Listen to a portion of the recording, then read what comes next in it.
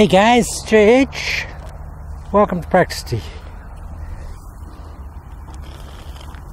Beautiful day today. I think all our cold weather's gone. Well, we're moving into to August, so really it should be gone. Okay guys, just continuing on the theme of reviewing, revision, updating. Now we're pretty close to a complete final protocol. All I've want to add today is that for people that are having difficulty hitting the longer shots or the longer clubs, that happens, guys, because this changes. If that changes from address as the club gets longer, the balance factors change, the initial arc of the golf swing changes, and it makes it a little more difficult exponentially, the longer the club, to get the club travelling in that channel early in the backswing. So what I'm saying is, if you can, now it's not easy to do because it's a very acquired feeling. When you set up the way I do, if I set people up initially precisely the way I do anatomically, they feel very tight, very crowded and very restricted. But it's a feeling that will pass. And it'll pass after maybe, a couple of buckets of golf balls. But essentially what I do, guys, is this, that from the wedge to the driver, I'm here. I've spoken about the gunslinger, but I have to really get into the intrinsic structure of the gunslinger. It's not just being here.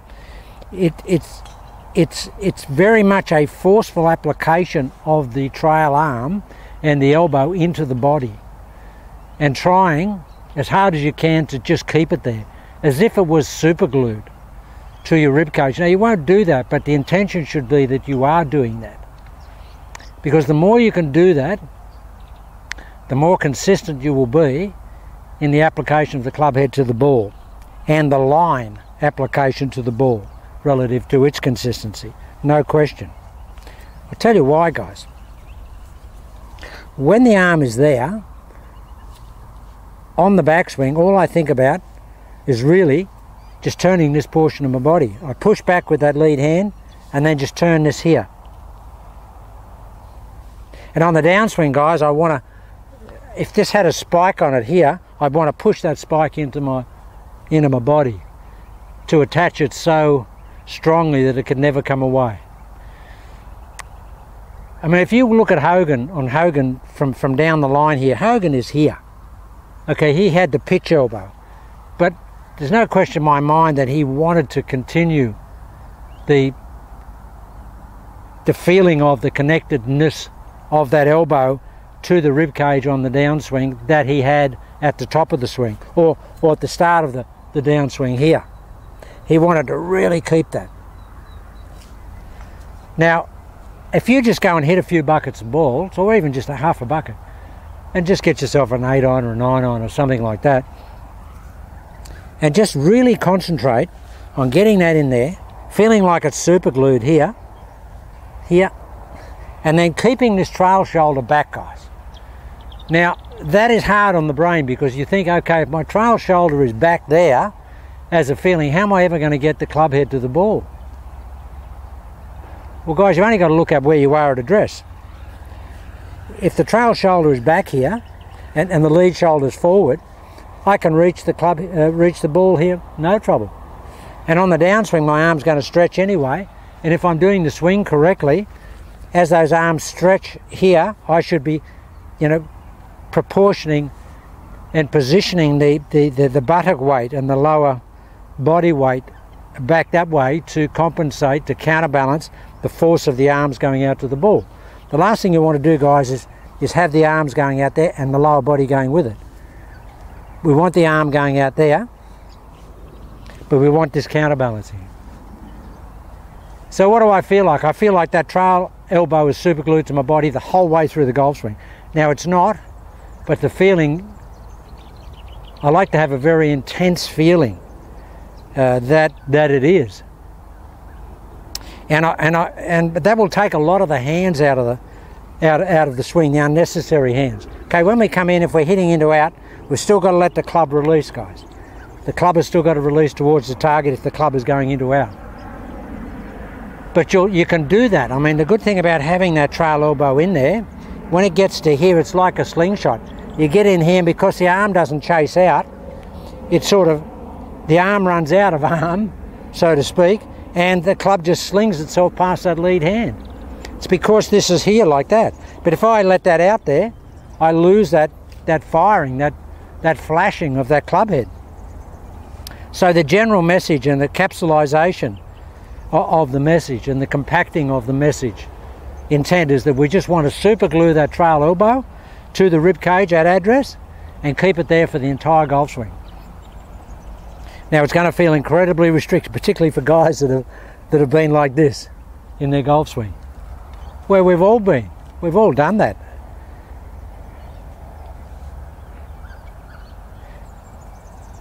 But generally, guys, I just find that it gives you so much consistency of positioning when you set up, of impact, quality, and ball flight when this here is consistent. Anytime this has a propensity to move like that, watch what it does to the shoulder. We don't want the shoulder doing that. If that's in there, coming down, because this is here, this shoulder is here. Now I just feel like my right shoulder, trail shoulder, never comes forward on the downswing. It does, but I feel like I want to keep it back.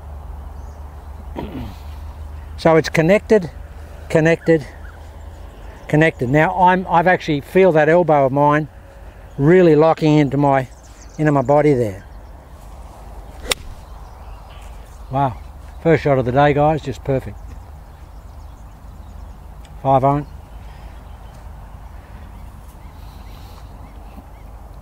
And really, I expect that. I really do expect that.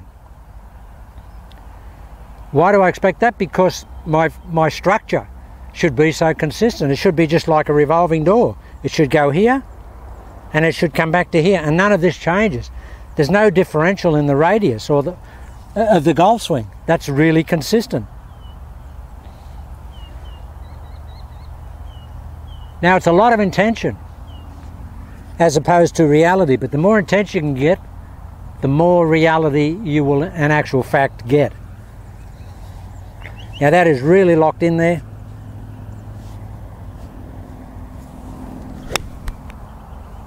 Okay, it's going to come away on the through swing. It has to because of the velocity, but we don't want it to come away when we're hitting the golf ball.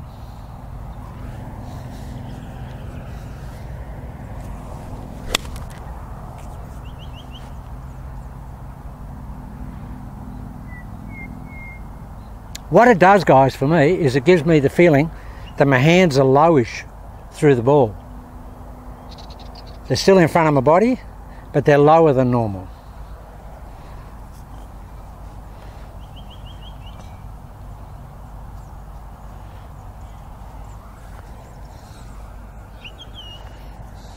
So this is really convoluted for people who are extenders. I've got that jammed in, I've got my lead arm jammed in as well.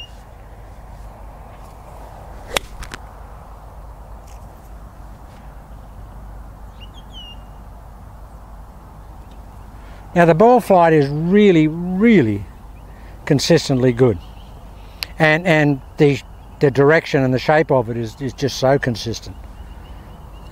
And guys, if you hit it up and down the blade, that'll be the worst shot that you'll get. It'll just be a little tiny little skinny mini, but that will be about the extent of it, and that's never going to hurt you. But a Russian shot, the old Fatovsky, that will really hurt. Well, you don't get that with channel lock because the attack is so shallow.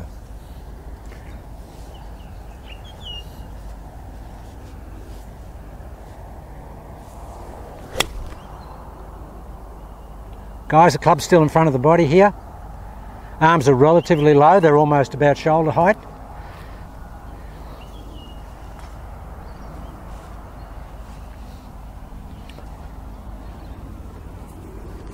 Beautiful day, I cannot believe.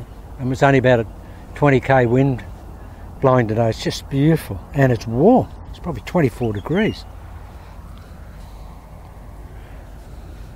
Yeah, so the feeling is that we're really, that's what I feel like. That's the intentional feel. And the more I can jam this elbow back that way or into the body, and the more I can keep that trail shoulder back. If I had this trail shoulder connected to a rope to that post there, that's what it feels like. When I come in, that's back there as far as it'll go. I never ever want to bring it forward as a feeling, ever. The only thing comes forward is the club head. Never want that trail shoulder to come forward, ever.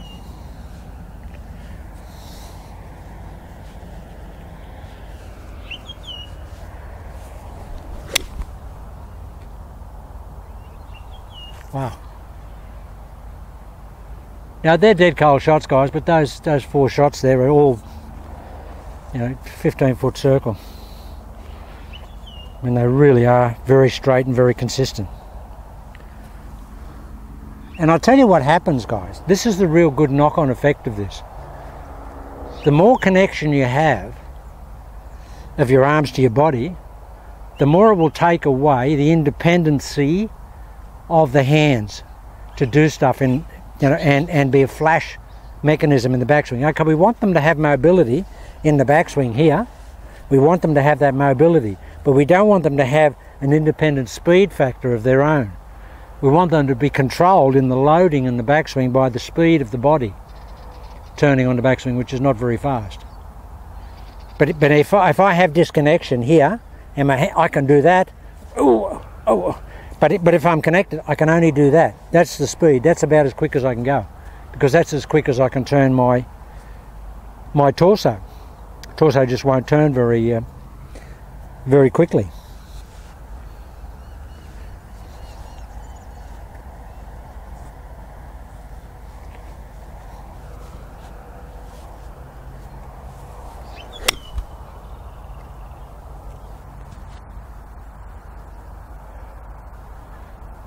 The swing feels leisurely coming down. It feels like there's no flash speed in the golf swing. None. I mean, there's just no flash hand speed, independent flash hand speed. It just feels like everything's travelling at the same rate. The head of the club feels like it's travelling at the same rate as my torso. But clearly it's not, because it's out on a bigger radius. And of course this trail wrist and that trail arm is straightening, so they're levers. So they're applying more speed. So the general message is, guys, just hit some shots where this is here, and it doesn't, as if you had something tied around it, and it'll feel like the club's going back shut, and that's the feeling you want. In the backswing, it should feel like that. Club's looking at the ball.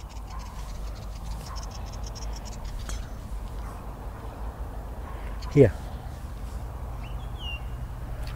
That's what it should feel like. The more I get that, the more I feel shut to shut in the backswing. Absolutely, the purer I hit the golf ball. Just amazingly so. Just hold on a second.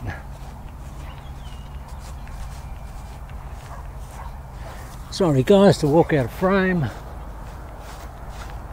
I'll just hit a couple of drivers because you'll see that nothing changes. I mean, I don't really do anything different with the driver. I'm further from the ball clearly because the club is longer, but I'm not trying to stretch for the golf ball as a result of that, not at all. So my arm's still there, guys, look. It's exactly the same as it would be with a wedge. And when I take it back, here, and on the downswing I want to keep it there. Swing feels no different, and that's why I have no trouble hitting the driver.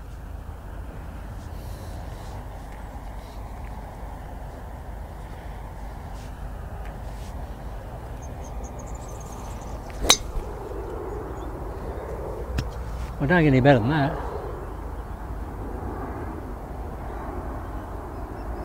Whew.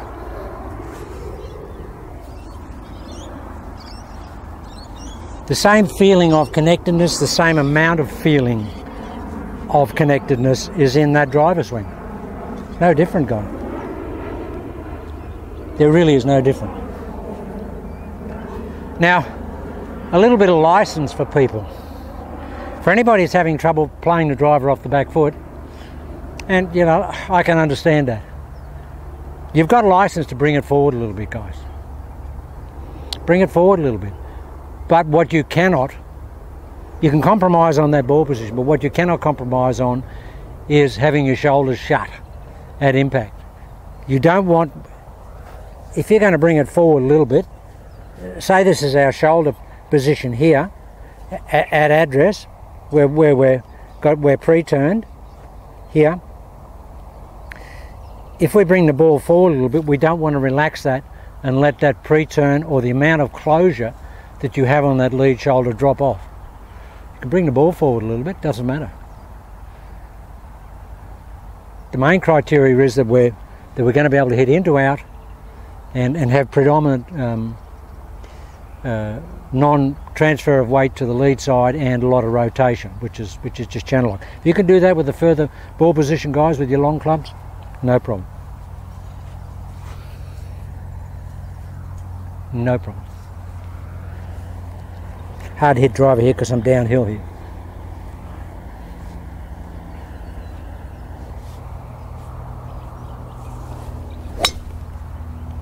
Don't get any better than that, guys. Still in here, still in here, still in here, still in here, still in here, still in here, still in here.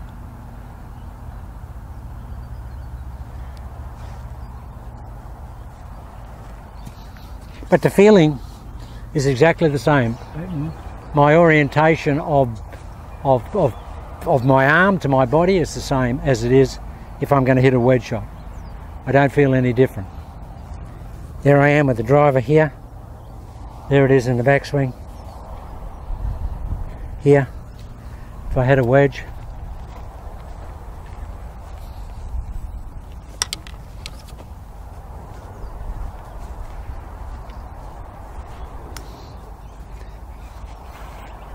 I had a wedge, it's the same. And guys, I feel this. It doesn't, the club makes no difference to me, but I just feel this sort of set when I get over the ball. I just feel myself looking for this position here. So it doesn't matter to me what club I've got. I'm automatically in here. So that's part of my protocol. That part of the protocol is definite and set. I just push it in here. Doesn't matter.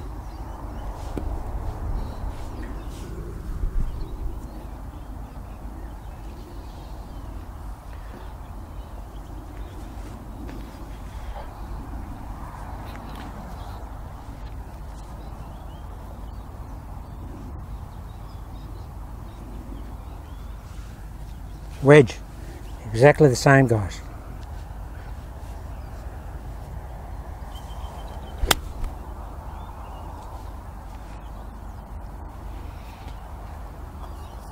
It feels exactly the same.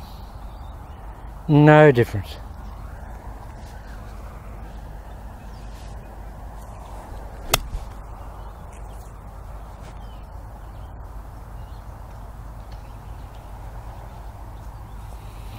What I find, strangely enough, is that I get a steeper attack. I mean, I don't normally take divots with any of my shots, but I get a steeper attack for some reason or other when I connect my arm up. I don't know why, but I never get that sort of clampy, gougey type wedge shot. I'm not normally a sweeper, but I find that the more connection I have, the more clamp I get on the ball.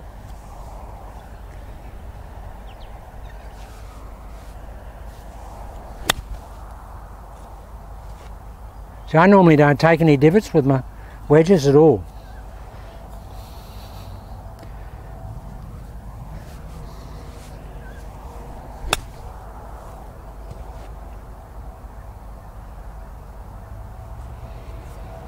So for some reason or other, it does steepen it up a little bit for me.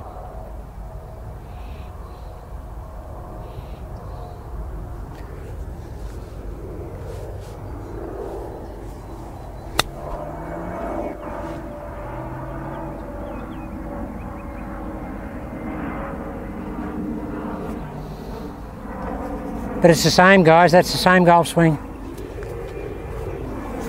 as I would put on a 5-iron.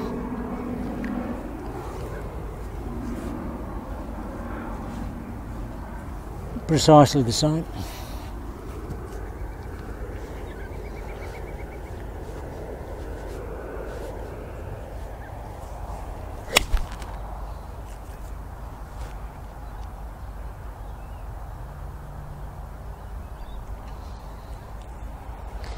Doesn't change. Yeah, I don't understand why it gets steeper with the wedge for me. Just something that's happening structurally, but it certainly doesn't affect the shot. Just I'm not used to taking a divot with my wedges.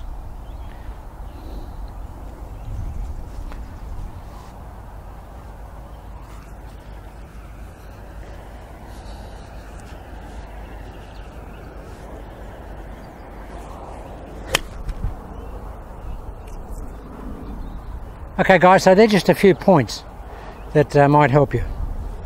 Wind's come up again now.